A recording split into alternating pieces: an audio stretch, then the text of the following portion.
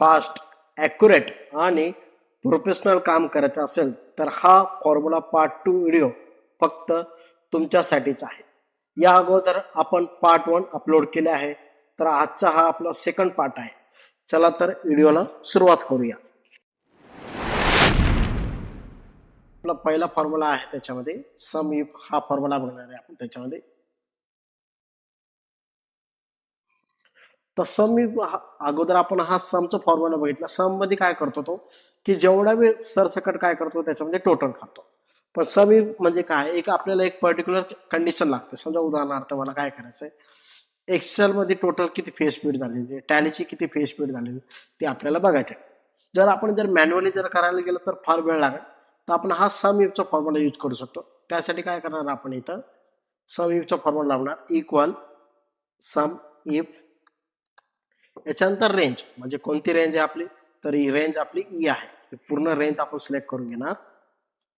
याच्यानंतर second option आहे आपल्याला काय चेक करायचे. तसं उदाहरणार्थ आपल्याला याच्यामध्ये चेक करायचं आहे की एक्सेलची टोटल फीस किती पेड झाली ती आपल्याला चेक करायची. त्यासाठी मी काय करणार, एक्सेलला सिलेक्ट करून घेणार आणि याच्यानंतर कॉमा, याच्यानंतर सम रेंज म्हणजे त्याची जी टोटल आहे ती कोणत्या कॉलममध्ये आहे. तर आपली ती कॉलमची रेंज आहे या कॉलममध्ये आहे. आणि याच्यानंतर आपण ते ब्रॅकेट क्लोज करणार. म्हणजे आपण इथं बघू शकता की जी टोटल जी फीस पेड झालेली ती एक्सेलची पेड झालेली. त्याच्यामध्ये जर आपण काय चेंजेस केलं समजा, तर इथं आपण जर टाईप केलं टॅली, तर ऑटोमॅटिक तुमचा जो ऍक्च्युअल जो तुमचा टोटल आहे त्याच्यामध्ये पण चेंजेस होत आहे. म्हणजे अशा प्रकारे तुम्ही सम इफचा फॉर्म्युला यूज करू शकता. पण याच्यामध्ये आपण दुसऱ्या प्रकारे सम इफचा फॉर्म्युला यूज करू शकतो की याच्यामध्ये काय होतं, फक्त एकच आपल्याला कंडिशन दिसते. पण आपल्याला तशी न जर कंडिशन सगळ्या कोर्स जर आपल्याला बघायचं असेल, टोटल फीस पेड किती झाले तेही आपण प्रकारे यूज करू, दुसऱ्या प्रकारे आपण यूज करू शकतो. त्यासाठी काय करणार, जेवढे बी आपले कोर्सेस ते आपण एका साईडला लिहून घेणार. आपण लिस्टचा फॉर्म्युला यूज करणार, लिस्टचा ऑप्शन यूज करणार. त्यासाठी टॅली डीटीपी. आता हा लिहून घेतल्यानंतर आपल्याला काय करायचं आहे, याच्यानंतर आपल्याला आन्सर कुठं काढायचं, हा आपल्याला आन्सर इथं काढायचा आहे. याच्यानंतर आपण काय करणार, इथं डाटामध्ये जाणार. याच्यानंतर डाटा व्हॅलिडेशन मध्ये जाणार. डाटा व्हॅलिडेशन मध्ये गेल्यानंतर आपण इथं लिस्टमध्ये जाणार. लिस्टमध्ये गेल्यानंतर सोर्स, आता आपला सोर्स कोणता आहे, हा सोर्स आहे. आणि याच्यानंतर त्याला आपण ओके करून घेणार. म्हणजे आपल्याला इथं तिन्ही पण कोर्सची इथं लिस्ट आली. याच्यानंतर मी काय करणार, इथं सम इफचा फॉर्म्युला यूज करणार. सम इफचा फॉर्म्युला केल्यानंतर आपण काय करणार, हा पूर्ण कोर्स सिलेक्ट करून घेणार. याच्यानंतर आपल्याला काय, मग याच्यामध्ये आपल्याला रिझल्ट काय पाहायचं, तर मग आपण ही जी रेंज आपण सिलेक्ट ठेवली होती ते सिलेक्ट करून घेणार. आणि याच्यानंतर आपण इथं सम रेंजला सिलेक्ट करून घेणार, ब्रॅकेट क्लोज करून घेणार. आता इथं 0 आलेला आहे कारण आपण इथं कोणत्या प्रकारचे इथं एंट्री नाही केलेली. आपण काय करणार, इथे जसं आपण इथे एक्सेल केलं की ऑटोमॅटिक तुमचं इथं काय होतंय, आन्सर इथं तुम्हाला इथं भेटतंय टीटीपी. अशा प्रकारे तुम्ही हा सम इफचा फॉर्म्युला आपण काही तासाचं काम आपण काही मिनिटामध्ये सम इफचा फॉर्म्युला करून आपण यूज करू शकतो. इथं आपल्याला हा काउंट इफ मध्ये हा सेल्स आपल्याला इथं 5 असं आपल्याला दाखवत आहे. जसं आपण हा सम इफचा लिस्ट हा ऑप्शन यूज केला होता, तसं सेम प्रकारे आपण इथं काउंट इफचा ऑप्शन यूज करून आपण वेगळ्या सगळ्यांच्या डिपार्टमेंटचे इथं टोटल काउंट आपण इथं करू शकतो. म्हणजे हा फॉर्म्युला आपण इथं दुसऱ्या प्रकारे पण यूज करू शकतो. जसं उदाहरणार्थ आपल्या समोर इथं ए आणि पी असं आपल्याला दिलेलं आहे. समजा मी इथं हा पूर्ण एरिया सिलेक्ट करून घेणार. तर आपल्याला बघायचं आहे की त्याच्यामध्ये ॲब्सेंट आणि प्रेझेंट किती ते आपल्याला बघायचं. मी काय करणार, इथं काउंट इफचा फॉर्म्युला यूज करणार. याच्यानंतर रेंज सिलेक्ट करून घेणार सर्व. आणि याच्यानंतर आपण सिलेक्ट करणार ए, म्हणजे आपल्याला ॲब्सेंट बघायचं की किती काउंट आहे ते आपल्याला काउंट करायचं. याच्यानंतर आपण ते ब्रॅकेट क्लोज करून घेणार. म्हणजे इथं आपल्याला दिसत आहे याच्यामध्ये काय आपण चेंजेस केलं समजा की ऑटोमॅटिक तुमचं मेन रिझल्टमध्ये काय होतं, इथं चेंज होते. जसं आपण इथं आलो आणि आपण पी करून घेतलं की ऑटोमॅटिक इथं 10 पण येतं. अशा प्रकारे तुम्ही हा काउंट इफचा फॉर्म्युला इथं यूज करू शकता.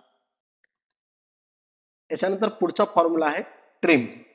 तर ट्रिमचा हा फॉर्म्युला डाटा एंट्री करताना फार कामाचा ऑप्शन आहे की आपण बघू शकता की त्याच्यामध्ये कधी कधी आपण कोणत्याही वेबसाईटमधून एखादा डाटा जर घेतला तर आपल्याला त्याच्यामध्ये ना पर्टिक्युलर स्पेस नसतो. त्याच्यामुळे काय होतं, आपल्याला पुन्हा ते टेक्स्ट काय करावं लागतं, टाईप करावं लागतं किंवा त्याला काय करावं लागतं, आपल्याला फॉर्मॅटिंग करावं लागतं. पण त्याच्यामध्ये जास्त वेळ जाते. तर आपण ट्रिमचा फॉर्म्युला यूज करून एका सेकंदामध्ये हा जो स्पेस आहे आपण इथं कमी करू शकतो. त्यासाठी आपण काय करणार इथं इक्वल ट्रिमचं तसं ट्रिमचं फॉर्म्युला सिलेक्ट करून घेणार. याच्यानंतर जो टेक्स्ट तुम्हाला जर टेक्स्ट मधला जो आपल्याला स्पेस कमी करायचा तो असं आपण टेक्स्ट इथं सिलेक्ट करून घेणार आणि इथं क्लोज करून घेणार. म्हणजे याच्यामधला जो स्पेस आहे एका सेकंदामध्ये इथं कमी झालेला आहे. तसंच आपल्याला खालचं जर स्पेस कमी करायचं असेल तर आपण इथं फॉर्म्युला लावायची गरज नाही.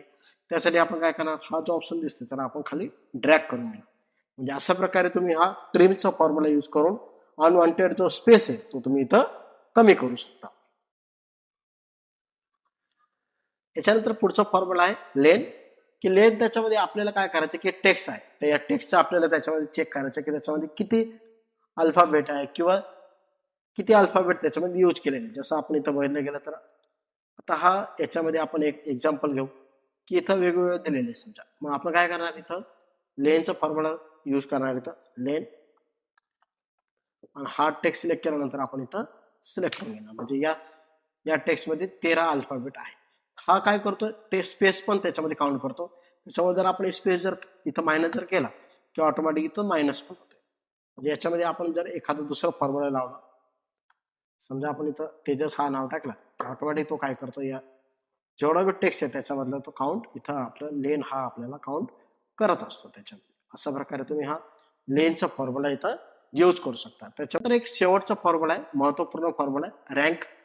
तर रँकचा फॉर्म्युला यूज करून आपण काय करू शकतो की विद्यार्थ्यांची आपण रँकिंग काढू शकतो किंवा टॉप सेल्स कोणी केलेले आहे ते अशा प्रकारे आपण रँकचा फॉर्म्युला यूज करून ते काढू शकतो. त्यासाठी आपण काय करणार रँकचा फॉर्म्युला इथं लावून घेणार.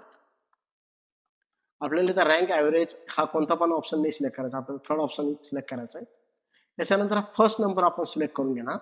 याच्यानंतर कॉमा सिलेक्ट करून घेणार. याच्यानंतर रेफरन्समध्ये हा पूर्ण एरिया सिलेक्ट करून घेणार